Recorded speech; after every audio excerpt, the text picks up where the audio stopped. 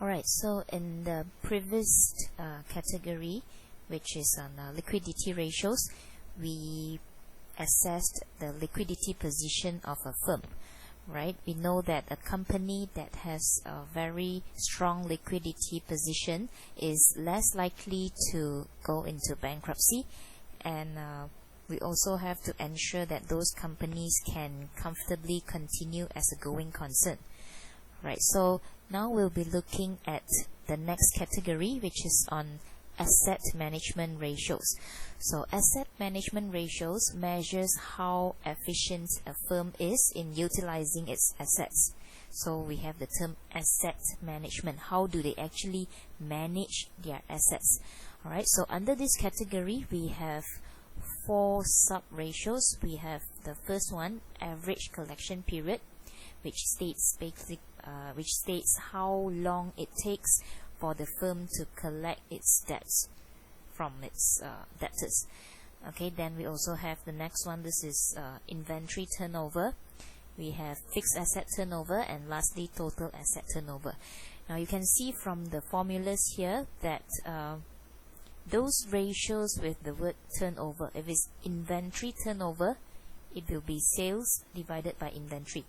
If you see fixed asset turnover, this will be sales divided by net fixed assets, and total asset turnover, you have sales divided by total assets. So you can see that their numerator is the same. It's all sales divided by something. Sales divided by inventory, that's inventory turnover. Sales divided by fixed assets, that's fixed asset turnover. And sales divided by total assets, we have total asset turnover.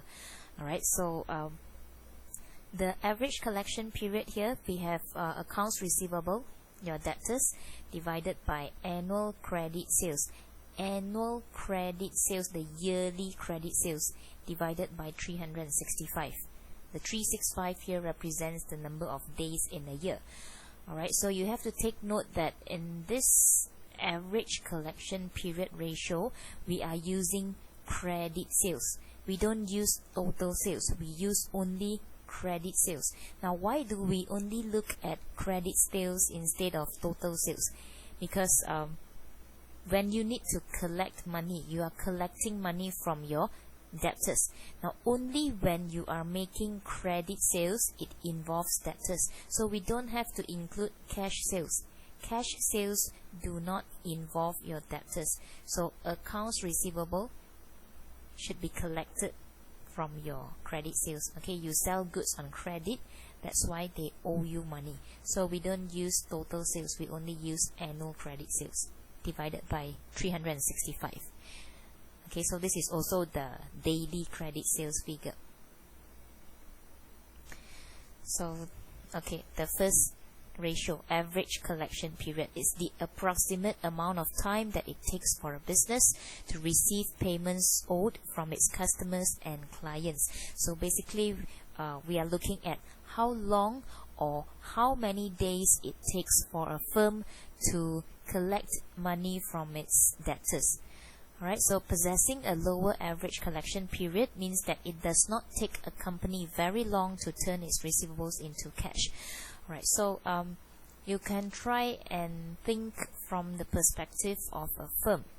Alright, so if a firm has a very long average collection period, a very long average collection period means that they are taking very long time to collect back money from its debtors. Now, this is something that is not very good. Right, in the previous category, current ratio and quick ratio, we say that it's always the higher the better. But for average collection period, if the figure is high, it means that it takes you a very long time to collect money from your debtors, and it may cause you to have cash flow problems. So we do not want companies to have too long or too many days of their average collection period. Okay, but then if your average collection period is too low, it may also mean that you are giving very short credit terms to your customers, and then customers may not want to buy from you. Okay, so this is the ratio on average collection period to determine how long it takes for a company to collect the money that the customers owe to them. Okay, of course, theoretically, the lower the better, because it means that you can collect money faster, but it shouldn't be too low. All right, so if you want to know what should be the best figure for average collection period, actually there's no best answer, because it depends on the nature of the business. Okay, so if everyone else in your industry uses 30 days, then you should be using also averagely around 30 days. Okay, it cannot be too long, it cannot be too short. And the next one is on inventory turnover. Inventory turnover shows how many times a company's inventory is sold and replaced over a period. Okay, so in this ratio, we have to look at the inventories of a firm. Now, let's say these are the inventories. Okay, so if these inventories means goods. So if these inventories are being sold at a very fast speed, it means all these goods are being sold very quickly, then the firm will have to quickly replace new stock. Alright, so this ratio shows how many times in a year that all these goods are being sold out and replaced, and sold out and replaced. Okay, so we call that inventory turnover. Now, a low turnover implies poor sales and therefore excess inventory. A low inventory turnover, let's look at the formula. Inventory turnover, sales divided by inventory. So if your overall inventory turnover is low, either you have very low sales or you have very high inventories. So the numerator is low or the denominator is high, right? So poor sales or excess inventory. So let's look back at this slide. A low turnover implies poor sales. Your sales are not good. So if your sales are not good, you may have too much inventory, all right, excess inventory. Whereas for a high ratio implies either strong sales or ineffective buying. So let's look at the ratio, the formula again. If your inventory turnover is high, so it either means strong sales are very high, or inventory levels may be too low. We say ineffective buying. That means you may face problems where you don't have enough stock. Your sales are very strong. That means customers are buying your goods very quickly. So if your inventory levels are low, even though you have strong sales, then you may have a problem with replacing your stock. Okay, ineffective buying. Right, so that's the ratio called inventory turnover. And we also have asset turnover. Just now we had fixed asset turnover and also the total asset turnover. Now, asset turnover means the amount of sales generated for every dollar's worth of assets. Okay, so it also means that how much sales am I able to generate out of the amount of assets that I've invested in.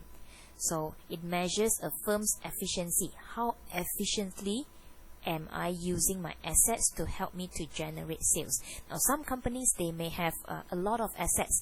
They have very good machines, they have very good equipment, but do they actually know how to efficiently or effectively use all their assets to help them to generate sales or not?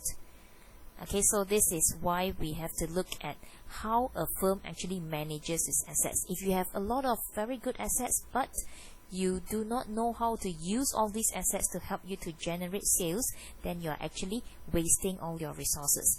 So we have this ratio, asset turnover. It can be fixed asset turnover, it can be total asset turnover. So theoretically, the higher the number, the better. Because the higher the number, it means that you are able to generate more sales by using the assets that you have.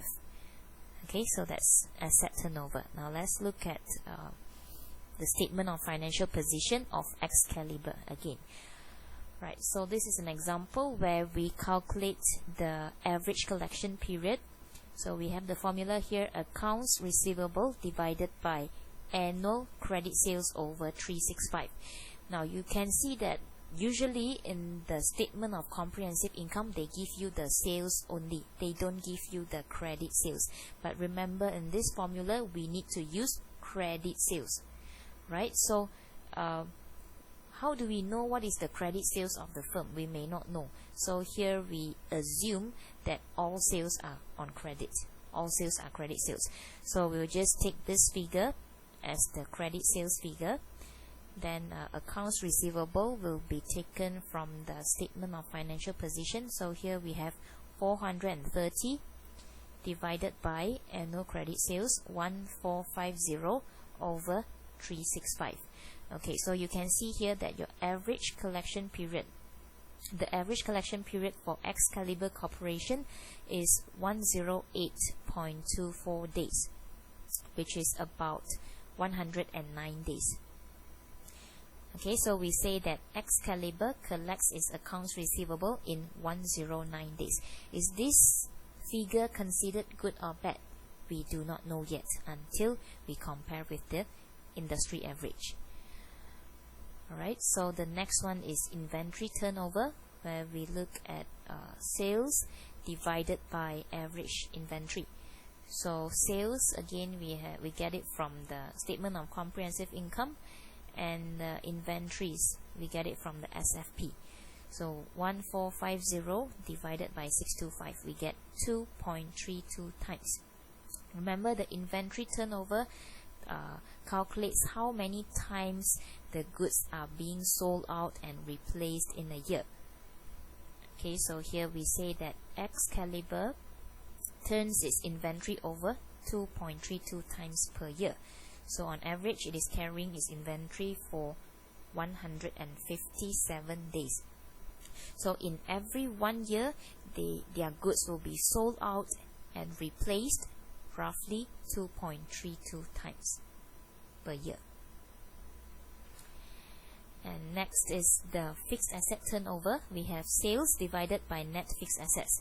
So sales 1450 divided by net fixed assets. Net fixed assets means the net book value. That means after the accumulated depreciation.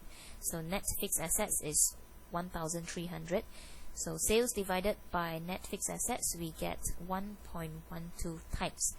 1.12 times. That means for every $1 of net fixed assets that I have, I am able to generate $1.12 of sales. Every 1 ringgit of fixed assets, I own this amount of fixed assets. So every $1 of fixed assets, I can generate $1.12 of sales. Okay, so this is how they explain. For every dollar in fixed assets, Excalibur generated 1.12 ringgit in sales. And again, is this considered as good or bad? We do not know yet. Okay, we have to make comparison.